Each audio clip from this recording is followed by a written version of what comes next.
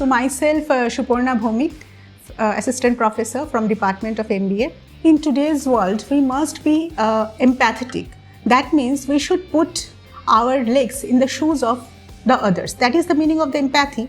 And right now, in today's world, individual students, we must be empathetic to them so that we can understand what is the actual problem, where the problem arises, and what is how we can solve it. So we are now their mentors, we are now coaching them, we are giving them different types of coaching so that they can understand. We always try to motivate them so that they should not feel stress, because nowadays, the world is full of stress and they have to do lots of other works also. So in this stressful condition, if we can provide them at least something so that they can understand, they can easily come out with outburst something to the teachers also, so that they can do all the works in a very nice way. So we should motivate them by giving some positive reinforcement, just by telling some words that very good, well done, good job. These are giving them a confidence. So we are using these things to we are always there for the students 24 hours. This is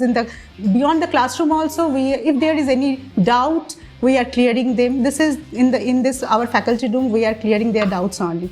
So we are everywhere because they have come to us so that they can get the fullest. So teachers are always there to help them, whether in the classroom or outside the classroom.